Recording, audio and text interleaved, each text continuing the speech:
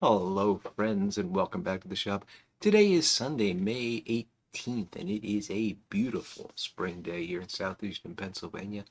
It's about in the mid 60s right now, getting up to about 73. Got a lot of weeding to do today, so yeah, that's what I'll be doing. I am here enjoying some Semois tobacco, and I'm not going to be smoking this for very much longer. I'm just finishing up what I started earlier, and I'm going to be loading a new bowl in just a moment. But the Semois is the tobacco of the month chosen by you, the Friday Night Live stream viewers. And yeah, eventually that's going to stop being funny to me, and I'm going to keep saying it, and you're going to think I'm odd. Anyway, so you chose this. I've got a bit of a history with this tobacco, and I thought it'd be fun to kind of talk a little bit about that. So the jar that I am smoking out of right now is from 2016, and I believe this was uh, I think this was the first batch that I bought, although I might have bought two bricks of this. I think I bought one and smoked it, and then bought a second one to sell her. So this is not this is not the first batch that I got. So and I don't know how much time passed. It doesn't really matter. The point is, there was this I think it was New York Times article. A guy went over to Belgium. He experienced this tobacco, and it was just he couldn't get enough of it. And he brought a bunch back, and he wrote about it. And then it was like this stuff you couldn't get, and it was like the best tobacco ever. Sorry, I'm a little distracted. The video looks odd to me on the screen here. I hope it doesn't wind up being odd. Otherwise, I'm going to have to remake this. So anyway, let me put this down. Uh, all of a sudden, it was available in the U.S. I think it was Smoking Pipes. I can't remember, but somebody imported it.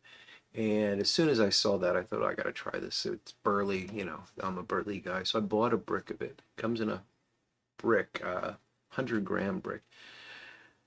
You get a lot of tobacco. This stuff is bone dry and it's packed in. And I'm telling you, it takes a long time to smoke through one of those bricks. There's a lot more tobacco in there than you'd think. Uh, it's interesting. It's very interesting. It's a shag cut Burley, and folks have compared it to Five Brothers. And actually, on the live stream just this past Friday, somebody said, "Isn't it the same thing as Five Brothers?" It's a completely different beast. It's grown in Belgium in the Ardennes Valley. The river is the Semois or the Semois, depending on where you're living. But apparently, the French call it Semois. Uh, the Belgians call it Semois, and the Walloons call it something in between there. So you can call it whatever you want, really. That's the river. There's a valley there. Burley grows in it, and it's a very unique burley. It does not taste like Five Brothers at all. So I'm gonna load. I was smoking it in this Savinelli. I always forget to check the number on this, but it's a tall poker. Thank you, Christian. Uh, this great pipe, but it's really not a burley pipe. I usually would smoke vapors and things like that in this. People ask a lot, does the pipe shape matter and all that. Most of my pipes are billiards or variations on billiards. This is a rare beast, but I just wanted to smoke this, and that's what I smoked this morning. But to do the impressions, I got out my 7LE 622, which is a really nice pot. This is probably my favorite pipe to smoke burley out of. And I just reamed it, so it's got a nice large capacity.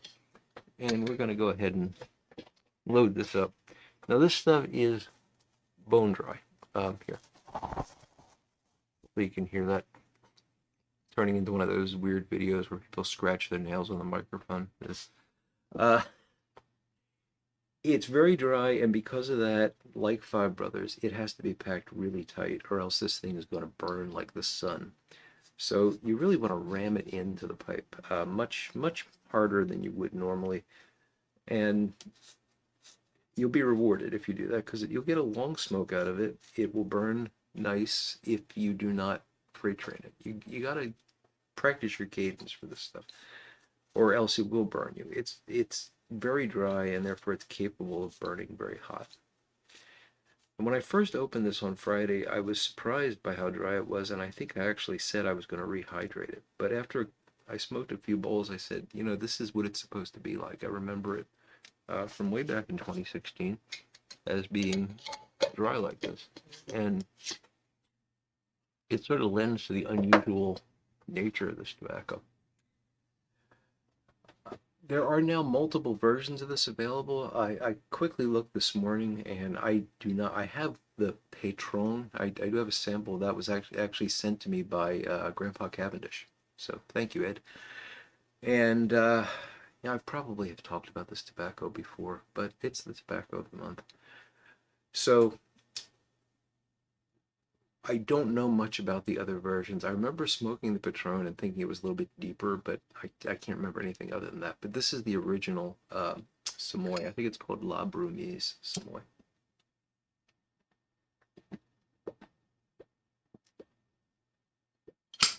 So, very fine cut. Packs very easily, but you got to be forceful with it. Burns beautifully, lights easily.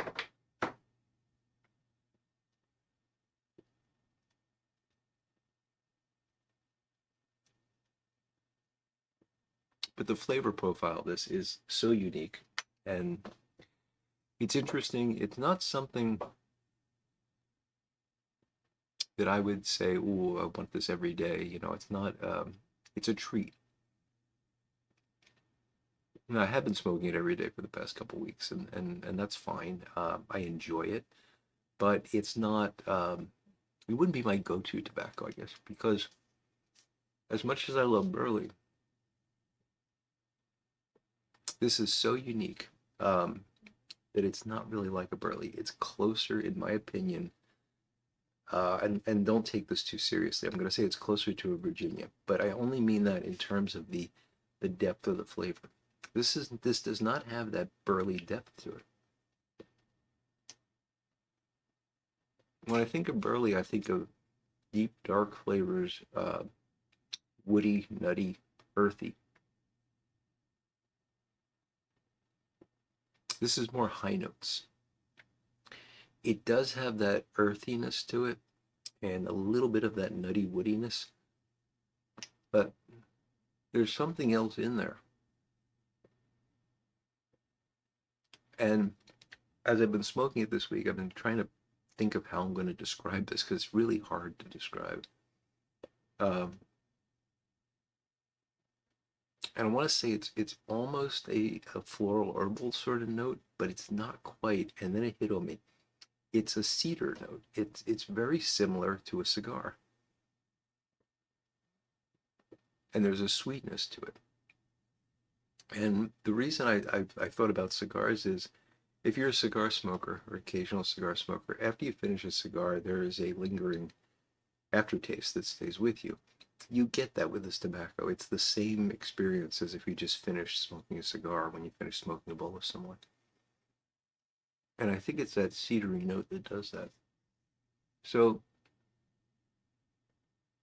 if you like cigars,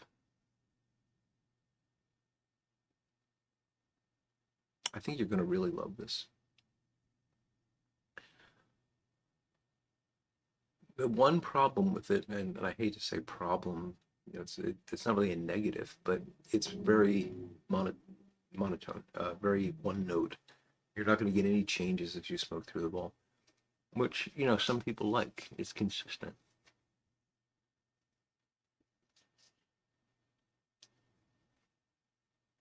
But that's where it's somewhat different from a cigar. With a cigar, you're going to get changes as the cigar goes on because you've got the interactions of the wrapper and the binder and all that. And uh, yeah, this doesn't have that. This just stays the same all the way through. Very consistent, but really unique.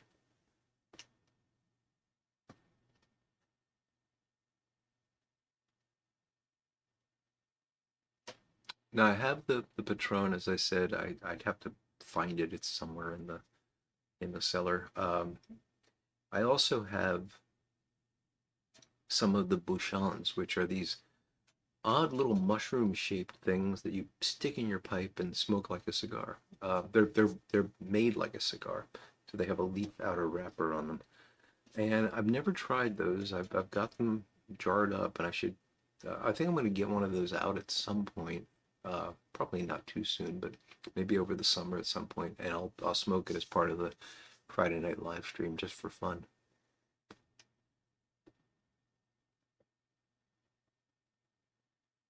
But yeah, it's good stuff. It's really good stuff. So if you like burley or you like cigars, I think it's worth trying. If you're somebody that only likes, very sweet Virginias or vapors, you're probably not going to like this. And if you're expecting burley like Granger or Five Brothers or something like that, you're not going to get it out of this.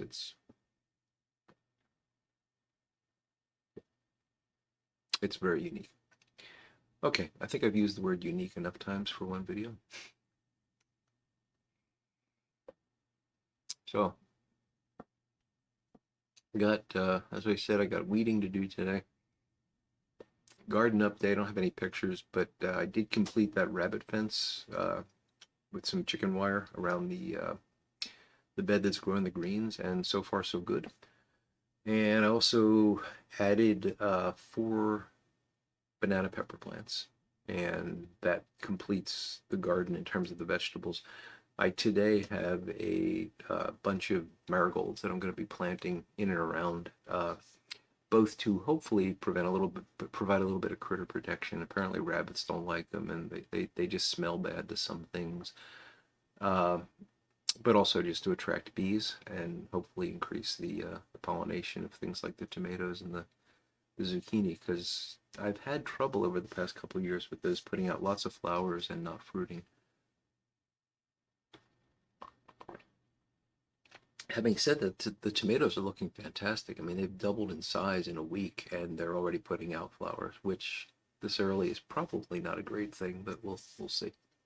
I doubt very much that those flowers are going to produce this early.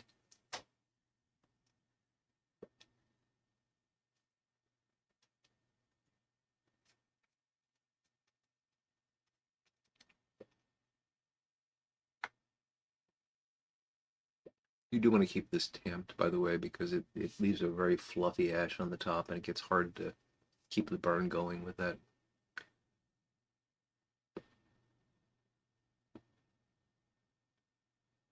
And if Big Dave's watching, voluminous clouds of thick white smoke, Big Dave likes that.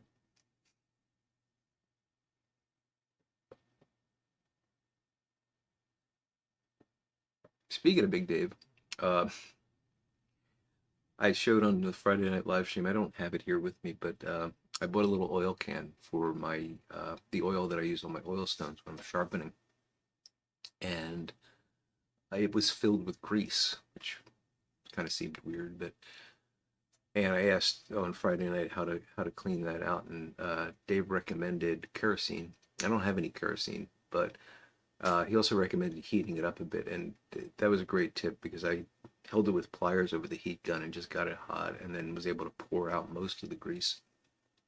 And I've tried mineral spirits, which didn't really work very well. And right now I have it soaking in some acetone. Not soaking in, I have it filled with acetone in an attempt to dissolve the remaining grease. And if that doesn't work, I'm gonna go get some kerosene. The reason I'm being so careful about it is I don't want that grease getting into the oil stone because it'll clog it up. You want a fairly light oil on the oil stones. So we'll see how that goes. But thank you, Big Dave. It was good advice.